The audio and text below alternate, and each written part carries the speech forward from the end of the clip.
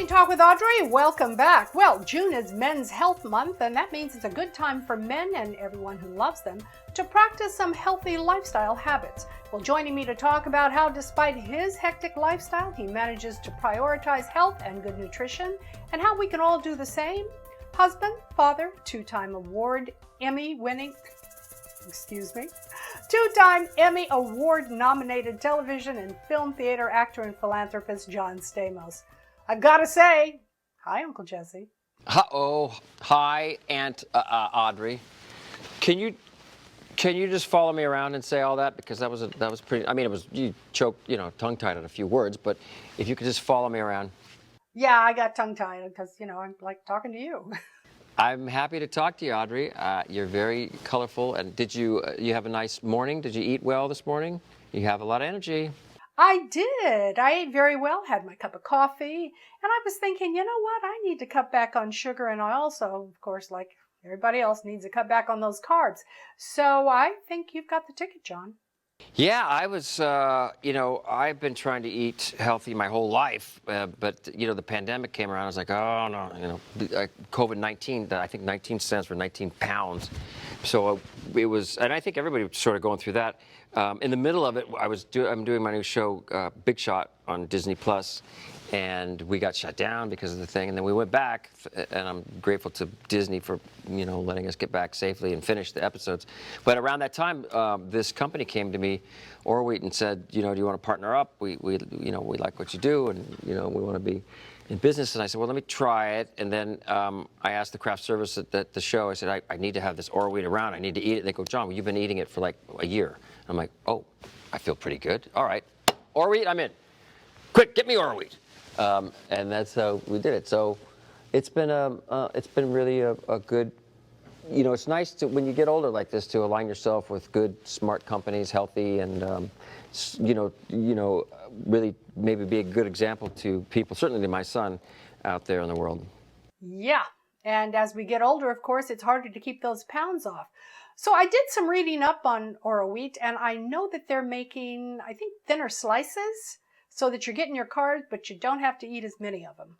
Yeah, it's actually not thinner, but it's smaller. It's called Small Slice, yeah, which is now my new middle name, John Small Slice Stamos, which you can call me that, Audrey, if you want. And yeah, it is. I mean, it's less calories because it's smaller, and you don't, I think if you have a lot of food, you sometimes just eat it, but if it's, all you really need is, certainly with this, I've been not only doing the show, but I'm back out on the road with the Beach Boys, and, they like to eat before a 2.5-hour show, and I'm making sure that this Orwheat is right next to the Metamucil, and they, but it's you don't get too full, but you feel nourished, and you can go out and play a concert, and so that's been good too. Ah, there you go. Okay. I'm with you, John. I'm with you. So you've obviously been practicing living a healthy lifestyle for a number of years, because I, of course, remember you like everyone else does from Full House, General Hospital, ER, and of course, Big Shot. And you don't look a day over 30, so you're doing something right. Yes, I've been, I've tried to most of my life. There was a period where I wasn't, and but the last 6 years I've really been on a, really on a good, healthy mind, body, spirit. That's part of it too. It's not just, it starts with good nutrition. I really believe that, because what you put in your body, is what sort of who you are, what you are. But also, just this world is, is in a sort of, obviously, topsy-turvy place right now, and just to be open to the universe and say, how can I help right now? What can I do to be of service is part of all of it too, I think. And speaking of being of service, I know that philanthropy has always been a big part of your life. You've recently donated your time to the Los Angeles Area Regional Food Bank. Tell us about that. Yeah. Well, I was, when the pandemic started. First of all, my wife was saying, we have to make masks. They don't have masks. I go, what are you talking about? Everybody's got masks. There's no mask shortage. And all of a sudden the news, mask. And so she dug into that. And then I kind of went towards finding something like the LA Food Bank to spend time with. Mostly in the beginning, and I had a few friends involved. They said, come on down. I said, no, it's too dangerous. And I was giving money and raising money. And then now that things have, loosened up a bit, I said, I got to get down there and just actually put in some real work. All we did was hand out the food. It was very eye-opening to see thousands of people families and kids that were in need of just good food. And then the classy folks at Oroweat, I posted it on my Instagram. I took the cast down there the other day. I think it was Thursday. And then yesterday, they donated $25,000 to the LA Food Bank in our name. And I thought that was a really classy move. I appreciate them for that. Let's talk, if we can, for a minute or so about your career.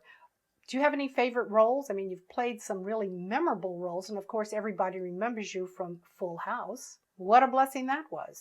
What a blessing it was. Yeah, it's taken me. Sometimes it's you understand the blessings later in life, and not that I didn't appreciate it back then, but it was when it ended, the stigmatism was a little rough to get past. And I remember I did a show with Jack Klugman before that, he was my mentor, and I said, Jack, what do I do? He said, get to the theater. So I went into New York and did a bunch of theater. Those were some of the special roles.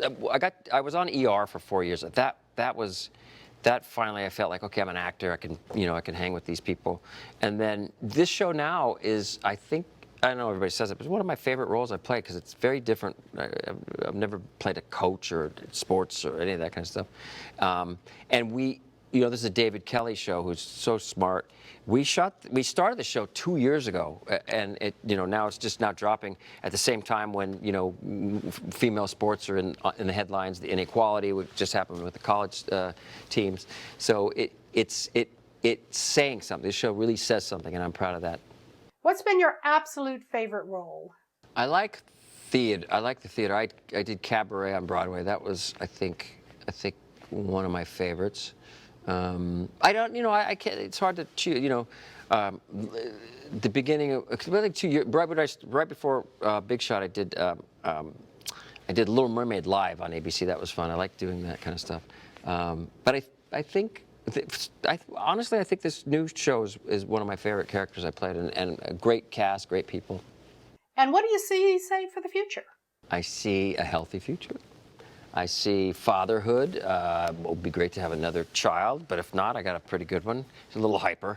He likes to, I smell smoke, and I don't live far from here, so I better check to see if the house is on fire. He's an active little guy. But, forward, I just want to be healthy. You don't really think of mortality until you have a kid, right? And so I want to be around for him and my wife, and I want to take care of myself, and I want to take care of people that need help, and that's where I'm at right now. There you go. Well, John, I want to thank you so much for joining me on the show today and sharing your wisdom and your rather wicked sense of humor. Thank you, Audrey. You're funny too, and I appreciate you having me on.